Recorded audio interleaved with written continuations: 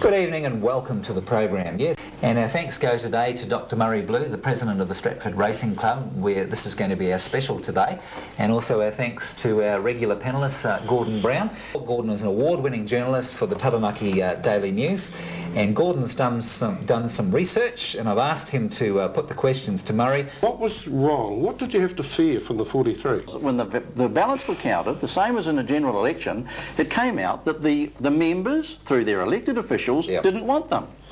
Did you discuss the merits of each candidate like a normal meeting? To make sure that we had it right, democratically right, we got a Justice of the Peace to sit in on an election. Now his conclusion after doing so, it's quite a long declaration he made, and he concluded that the conditions of the club constitution were scrupulously adhered to, and I am satisfied that the ballot was secret and no collusion between members took place.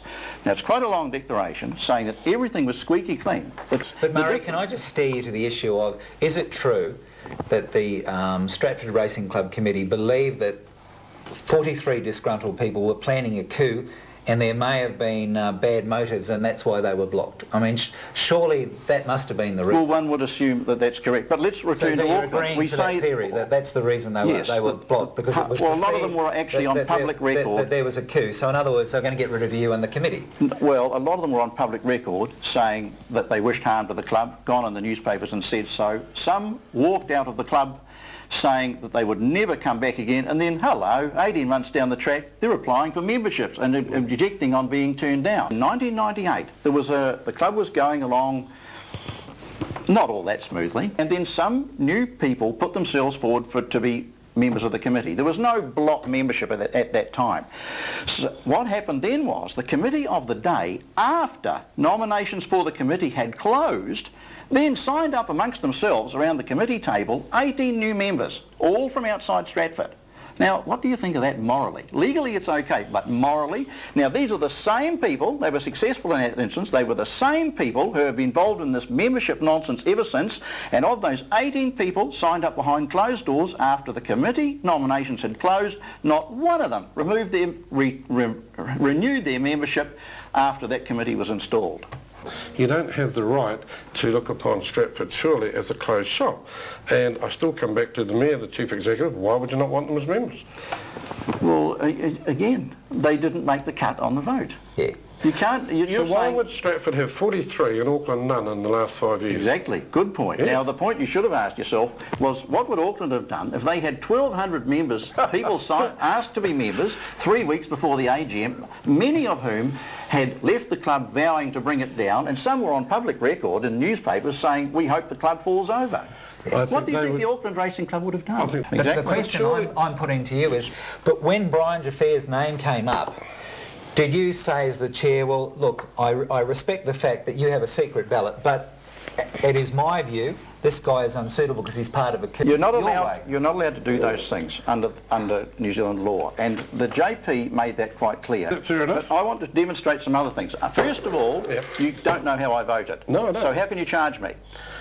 As I just said, surely, I'm asking you a rhetorical question here, surely it is because you people were representative of the club's activities. You're the officer. Now, all right, next answer me this.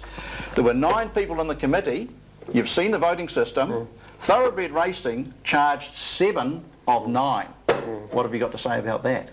That I'm not the person charging them. But what have you got to say about it? I say that is malicious, dishonest and corrupt. Yeah. I keep coming back to I fail to see what the problem was. Is Brian Vickery some sort of revolutionary or something? Was he part of this plot? What plot would that be? The plot that made... Well, he certainly expressed no interest in being in the racing industry. In fact, Jack Taylor, on your very program a year ago, he said he actually asked Jaffiers to become a member. He told him, oh, I know he wasn't interested or he's too busy or something like that. And hello, suddenly, when his mate Broughton is trying to interfere with a racing club, of which he had been a member for 1 year or something and never paid his sub again, suddenly Jaffiers finds that he wanted to be a member of the racing club after all. And he goes hamming it up on TV with the Home Show, which is really a disgrace for a locally affected official who should be supporting all local organisations for the community. All right. Something is rotten in the state of racing, where you can have this sort of system where people can be charged with an offence for voting a certain way in a secret ballot.